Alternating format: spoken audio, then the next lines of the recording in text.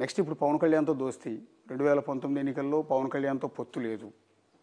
So ఈ పవన్ కళ్యాణ్తో పొత్తు వల్ల ఏ మేరకు లాభిస్తుంది అనుకుంటున్నాను? మీకు పర్టికులర్గా మీ కాన్స్టిట్యున్సీకి కావచ్చు, రాష్ట్రంలో పార్టీకి కావచ్చు.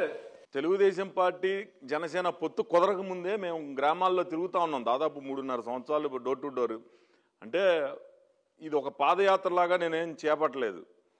నేను ప్రతి రోజు కూడా పొద్దున్నే 7 గంటల నుంచి 10-10:30 దాకా, సాయంత్రం 4 గంటల నుంచి 7-8 గంటల దాకా 3.5 సంవత్సరాల నుంచి కంటిన్యూగా తిరిగా.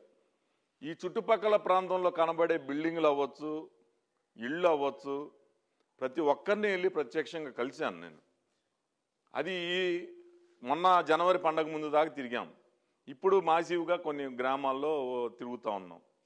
గతంలో తిరిగినప్పుడు పొత్తు కుదరలా. జనసేన పార్టీకి సంబంధించిన వాళ్ళు సార్ ఎలాగోలా పొత్తు పెట్టుకోండి సార్, మనం కలిసి గెలవాలి సార్ అని చెప్పి ఓటర్లు అడిగారు, వాళ్ళ కార్యకర్తలు అడిగారు.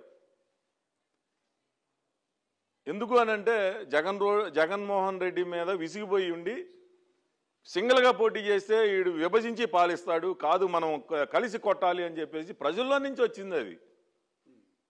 ఎక్కడన్నా ఒక ఇద్దరు కార్యకర్తలు విభేదించవచ్చు, కానీ మ్యాక్సిమం ప్రజలైతే నాకు ఎప్పటి నుంచో చెప్తా ఉన్నారు, కాదండి కలిసి పోటీ చేయాలండి, ఈసారి కొట్టాలండి అని చెప్పి.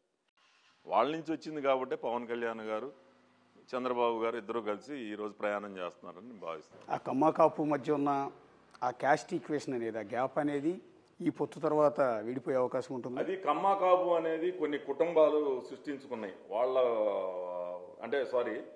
ఒక్క దేవినేని కుటుంబం వలన ఇది వచ్చింది. రంగా గారిది కూడా పాపం ఆయన పేద ప్రజల నుంచి వచ్చిన వ్యక్తి, రూపాయి ఆస్తి కూడా లేదు.